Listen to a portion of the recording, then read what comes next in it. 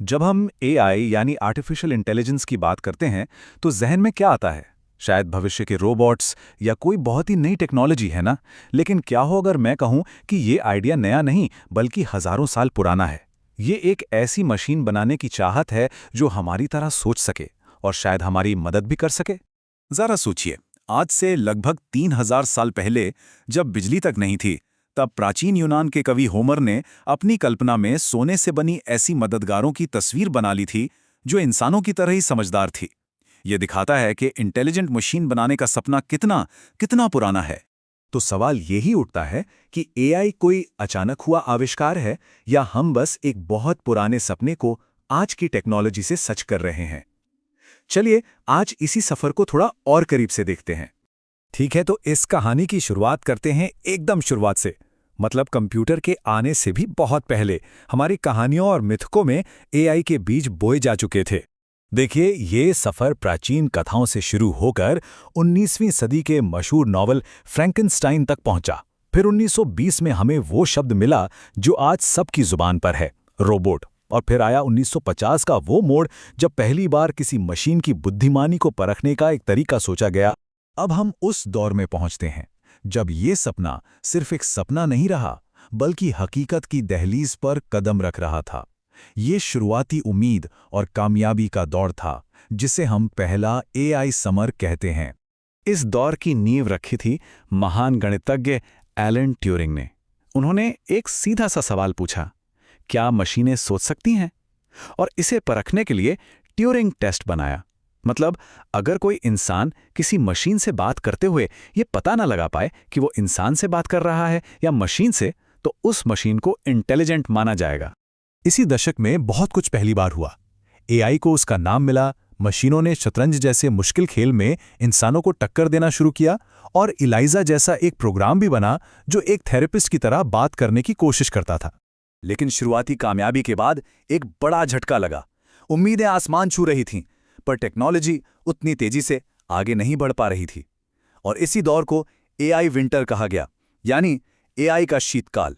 AI winter का सीधा सा मतलब था कि इस फील्ड में रिसर्च के लिए पैसा और लोगों की दिलचस्पी दोनों ही कम हो गए।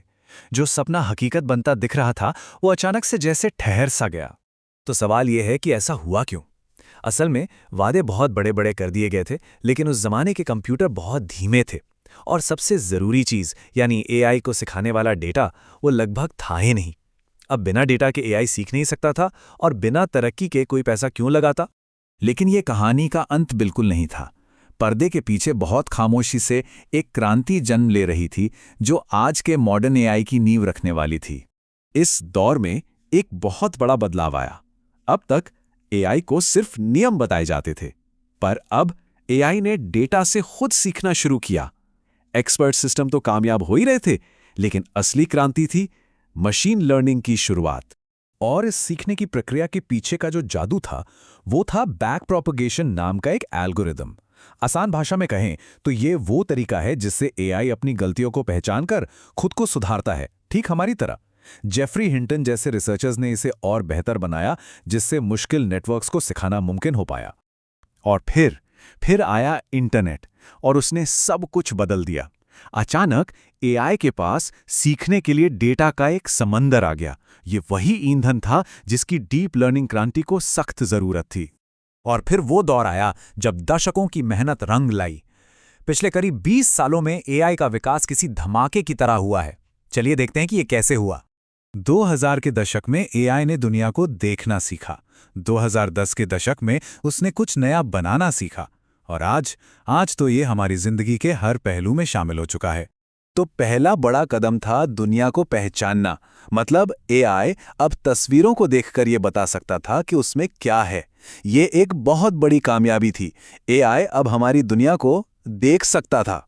लेकिन असली कमाल तो इसके बाद हुआ, पहचानने से बनाने तक का सफर। अब एआई सिर्फ नकल नहीं कर रहा था बल्कि कल्पना कर रहा था। वो एक ऐसी बिल्ली की तस्वीर बना सकता था जो इस दुनिया में कभी थी ही नहीं। और ये रचनात्मक छलांग मुमकिन हुई गैन्स जैसी एक नई और बहुत ही दिलचस्प टेक्नोलॉजी की वजह से। एक गैन में असल में 2 एआई होते हैं जो एक दूसरे से मुकाबला करते हैं। एक है जनरेटर जो एक आर्टिस्ट की तरह नई नई तस्वीरें बनाता है, और दूसरा है डिस्क्रिमिनेटर, जो एक आलोचक की तरह ये जांचता है कि तस्वीर असली है या नकली। तो ये खेल की तरह काम करता है। आर्टिस्ट यानी जनरेटर नकली तस्वीर बनाकर आलोचक को धोखा देने की कोशिश करता है और आलोचक उसे पकड़ने की कोशिश करता है। इस मुकाबले में दोनों ही बेहतर होते जाते हैं जब तक कि जनरेटर की बनाई तस्वीरें इतनी असली न लगने लगें कि उन्हें पहचानना ही नामुमकिन हो जाए। और इसी मुकाबले वाली प्रक्रिया की वजह से एआई सिर्फ पैटर्न पहचानने तक ही सीमित नहीं रहा, बल्कि वो कुछ नया, कुछ मौलिक बनाने में भी माहिर हो गया। आज इस टेक्नोलॉजी का नतीजा हमारे चारों तरफ है।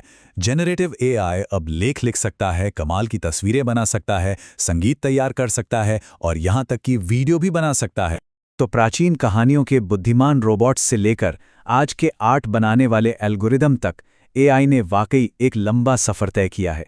लेकिन ये सफ़र एक नया और बड़ा सवाल भी खड़ा करता है कि अगर मशीनें भी रचनात्मक हो सकती हैं, तो फिर हम इंसानों की रचनात्मकता का भविष्य क्या होगा? सोचने वाली बात है ना?